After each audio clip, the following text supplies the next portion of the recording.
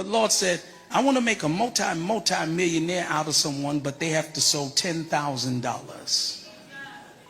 He said, and they have to do that within 90 seconds. You're sowing this seed of $1,000 plus $235 and receiving the blessings to come to all that participated. Now that's only $1,200. Yes. Y'all not listening to what I want to preach tonight using as a subject, I'm here for a good time, not a long time. Where can I enjoy myself without being judged? Why? Well, because everybody can be compromised except you. Yeah. If you don't believe in God, then it's pretty... All right, y'all. If you've been anywhere near Black Twitter this week, then you already know exactly what's on the agenda. Father's Day just went by, and somehow it opened the floodgates for stories about shady, cheating, absentee pastors. And now Katt Williams is coming back with a big, I told y'all so. Katt straight up said, you can't place your faith in these pastors because at the end of the day, they're just men, and any man can be compromised. Now, before I get into exposing these pastors, let me remind you what Katt was saying. In short, he warned people to stay alert because many of these self-proclaimed men of God are only putting on a show. They may be standing behind the pulpit, but they're treating the whole thing like a business venture. Said, do not put your trust in men. It's pretty specific. If you don't believe in God, then it's pretty messed up because now you only got you to believe in. But if you got you and God, you can believe in both of those. I talk to God 5 and 6 times a day. He has an accurate account of how I'm feeling about everything, how I think things are going, what I feel like I'm doing good at, what I feel like I need help with. These are our conversations, so I don't wonder why stuff gets moved out of my way because I asked for things to be moved out of my way. Katt's main argument has always been that you don't need a pastor acting as a middleman between you and God. According to him, you can go straight to God yourself. Now, I'm not saying every pastor is dishonest, but there are definitely quite a few who have been caught up in controversy, and that's exactly what we're diving into today. First up is Jamal Bryant, the pastor of New Birth Missionary Baptist Church in Atlanta. Just days before Father's Day this year, a woman named Latoya Shanti Odom appeared on Tasha K's platform and alleged that she first connected with Jamal through MySpace. Yes, MySpace. That fact alone lets you know this situation goes way back and is only now making headlines. According to Latoya, Jamal approached her about working as his massage therapist. Eventually, the two reportedly met at a hotel and became involved while he was allegedly in the middle of a divorce. She further claimed that the relationship resulted in her becoming pregnant. Latoya Odom. Tasha K. Are you Jamal Bryant, the preacher, the minister, the fornicator? Is he your baby daddy? He is. Is he a present father? Never has been. How did you meet Mr. Bryant? He found me on MySpace. That's how old this is. He befriends me on MySpace, and then I start looking into all of his little profiles. Like, oh, he's married. He just asked me to be his massage therapist. So I'm trying to figure out the 2 and 2, like what is going on. And he was like, well, I'm going through a divorce. He's like, I want to get a massage. Come to the hotel. I'll pay you whatever. And I'm going to church tonight. This is when it gets crazy. He said I seduced him. You massaged? Yeah, I massaged him. Naked? Next thing I know, clothes coming off. So we have sex. Protected? No. Louisiana people say, you know how you could tell there's alligators in the water? Go and test the water. Is it wet? The alligator's in the water. So you know I'm fertile. I just told you. So you came to the water wet, with no condom, no nothing. He nutted in. Now, this is where the story takes an even more shocking turn. According to Latoya, the most recent child support payment she received from Jamal was just $96 for their 11-year-old son. She also claimed that when she brought their child to Atlanta so he could finally meet his father, Jamal allegedly showed very little interest. Instead of greeting him warmly or embracing him, she says he simply stared at the boy without even offering a hug. There has been child support paid to you. The last payment I received was $96. And John loves him. One day he told me, he said, Mommy, I love you and I love my daddy. So he was helping at some point. John really believes his dad. This is what he said it too. He said, Mommy, I want to go see my daddy. So So I dressed him up at 2. He was in Atlanta, and I took him. Do you know Jamal never touched him? Just looked at him. They had a staring contest. You mind if I talk to you, baby? Can you sit down?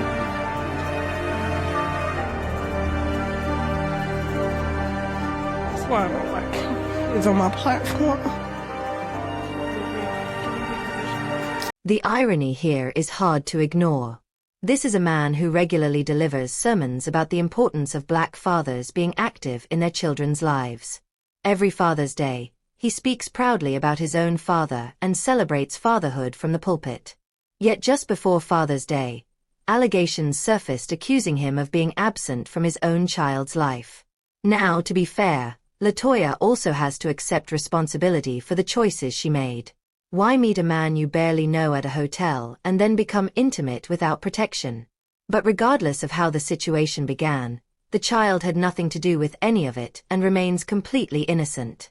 And honestly, it makes you wonder how God views a pastor who has a son growing up without proper support while choosing not to be there for him. The Bible plainly says, if anyone does not provide for his relatives and especially for members of his household, he has denied the faith and is worse than an unbeliever. But the controversy surrounding Jamal Bryant doesn't stop with the child support allegations because that wasn't the only scandal tied to his name this year. Earlier in February, after Target announced plans to reduce its DEI efforts following Trump's return to office, members of the black community organized a boycott. Jamal Bryant wasn't one of the people who launched it. The movement actually began with grassroots organizers based in Minnesota. However, as the boycott started gaining national attention, Pastor Bryant joined the effort and introduced what he called the Target Fast, a 40-day campaign during Lent aimed at encouraging black churches to participate. At first, many people viewed his involvement as a positive development because it brought additional visibility to the cause. But then, on March 11th, he held a press conference at the National Press Club and announced that the boycott had come to an end. For the moments that are entrusted to me left, I want to go over the 4 things that Target has. But here's the issue. There really wasn't any reason for the boycott to end. Target had not reversed a single policy. The DEI changes introduced in 2025 were still fully intact, and the only thing the company had done was rename DEI initiatives under the label Belonging. And that $2 billion commitment Pastor Bryant kept pointing to? That wasn't a fresh investment at all. It was the same pledge Target had already announced back in 2020 following the death of George Floyd. In other words, there was no new funding being added to the table. So when the organizers who originally launched the movement heard about Jamal's announcement, they were outraged. Later that same day, they organized their own press conference outside Target's headquarters in Minneapolis and made it absolutely clear that the boycott was still active and had not been called off. One of the organizers even went as far as publicly labeling Jamal a clout chaser and accusing him of being a fraudulent pastor. We are asking people continue to stand with grassroots leadership in the state of Minnesota, where Target is actually headquartered, and not clout chasers, not fake pastors, not fake activists trying to co-opt our work. These people have received awards from the National Association of the NAACP and the Route 100 for our work. So they have no credibility. They don't speak for us. They didn't stand in the gaps for us when George Floyd was killed or when Operation Metro Surge happened. We stood for us and with the community. We speak for us, and we will never sell out our community for crumbs or a seat at Target's corrupt table. So we are asking people, continue to double down and hold Target accountable. The boycott continues. Thank you. And as if all of that wasn't enough, there was also the controversy surrounding an outfit worn by Jamal Bryant's wife. The look sparked a wave of reactions online, with plenty of people sharing strong opinions about it. Jamal, however, wasn't having any of the criticism. He quickly responded to the backlash, arguing that many of the comments were coming from people who were simply jealous of his wife. He even went a step further and revealed that he was actually the one who chose the dress himself. But insecure, jealous, petty, small-minded, people got in their feelings and set up a false barometer of holiness based off of a dress. Now you got to help some people because some people have embraced the full knowledge of ignorance without any assistance for understanding. The dress was not see-through. The dress was flesh color. But because you ain't never been nowhere and ain't never been exposed to nothing,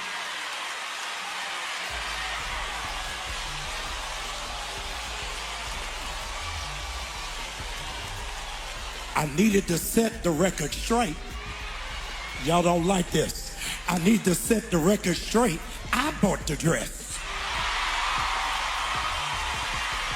And I like it. I don't care whether you like it or not. She ain't mad to y'all. She mad to me. So, yeah, Jamal Bryant has definitely been having quite a year. And we're only in June. Alright, let's move on to another controversial figure. A self-described pastor named Tashila Sherry Amore Dickerson. She's a Baptist preacher who also served as a leader for Black Lives Matter Oklahoma City. However, in December 2025, she was indicted on allegations that she embezzled at least $3.15 million in bail funds and charitable donations. Now, here's where things get even more shocking. According to the allegations, money that was meant to help people secure their release from jail was instead used to purchase 6 properties in Oklahoma City valued at more than $500,000. It was also allegedly spent on trips to Jamaica and the Dominican Republic, a vehicle, and shopping sprees at stores like Nordstrom Rack, Macy's, and Best Buy. And the method she reportedly used was pretty unbelievable. She was allegedly depositing returned bail checks directly into her personal bank accounts as if they were part of her normal income. It wasn't exactly subtle, and from the outside, it didn't seem like much effort was being made to conceal it. But a 28-page federal indictment alleges the stream of generous online donations went into Dickerson's pocket, over $3 million. This is how the money flowed. A nonprofit from Arizona called Alliance for Global Justice sent money for protesters to post bail. When they showed up to court and the bail money was returned, Dickerson allegedly put it in her bank account rather than sending it back to the nonprofit to help others in the movement. Court documents accuse Dickerson of spending those millions on vacations to Jamaica and the Dominican Republic, $50,000 in food and grocery deliveries, money on clothes and furniture, a 2021 Hyundai Palisade, and 6 properties. Alright, next on the list is Marvin Winans. He recently found himself going viral, but not for a positive reason. The controversy started when he encouraged members of his congregation to give what he referred to as $1,000 plus one, which many interpreted as a total contribution of $2,000. People began coming forward one by one, presenting their donations and even reciting prepared statements as they did so. But then a woman named Roberta McCoy approached with her son and announced that she was contributing $1,000 along with an additional $235. What happened next immediately caught people's attention. According to those present, Pastor Winans publicly corrected and criticized her in front of the congregation. Take a look at this. I, Roberta McCoy, given faith and stand in unity with the vision of perfecting church of sowing this seed of $1,000 plus $235 and receiving the blessings to come to all that participated. Now that's only $1,200. Yes. Y'all not listening to what I'm saying. If you have 1,000 plus 1,000. Okay. Well, I'm gonna work on the other 800. Well, that ain't what I asked you to do. So, what exactly are we looking at here? A church or a business operation? If people are still buying into this kind of thing, I honestly don't know what else to say. But until churches are required to undergo audits and pay taxes like other organizations, many argue that situations like this will continue. Now, Marvin Winans later insisted that the entire incident had been misunderstood. According to him, he was organizing people into donation categories so elderly members wouldn't have to remain standing for long periods. And he claimed that Roberta had simply joined the wrong line. Sure. The footage pretty much speaks for itself, and no amount of explaining or apologizing afterward can erase how it looked to the public.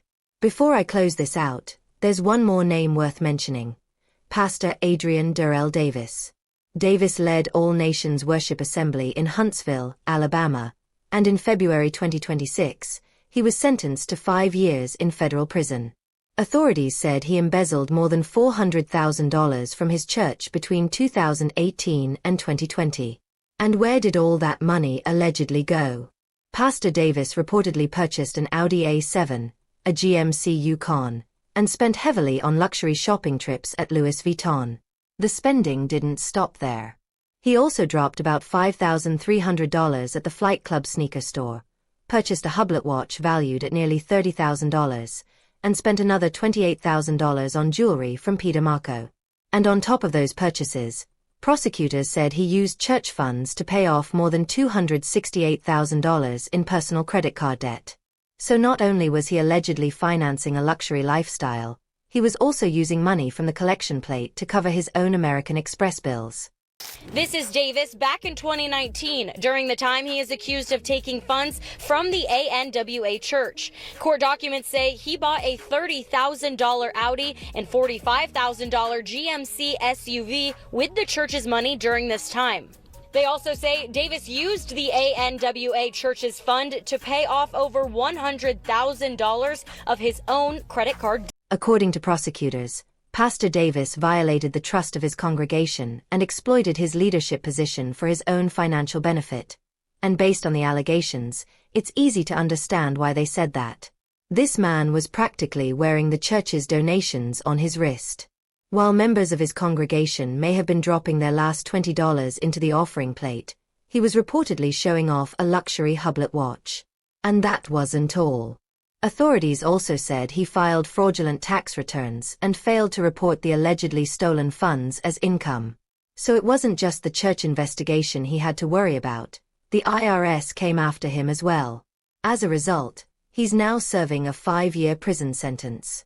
What makes the whole situation even more unbelievable is that he could have chosen to earn money the same way most people do, by getting a regular job, instead of allegedly pretending to live as a man of God while enriching himself. But the reality is that this kind of controversy isn't anything new. Stories like these have been surfacing for decades. Back in the 1990s, there was Henry J. Lyons, a Baptist pastor and the president of the National Baptist Convention USA, whose name became tied to a major scandal of his own. I don't care what you do, how bad you get, how bad you think you are, how high you trying to... Well, since we're talking about controversial pastors, let's go back to 1998. That year, Pastor Henry J. Lyons was indicted by federal authorities on charges that included fraud, extortion, money laundering, conspiracy, and tax evasion. Investigators later alleged that funds intended to help churches damaged by arson were being misused. But arguably the most dramatic part of the entire saga involved his wife, who reportedly set fire to a home that Lyons had purchased with another woman. She literally burned the house down.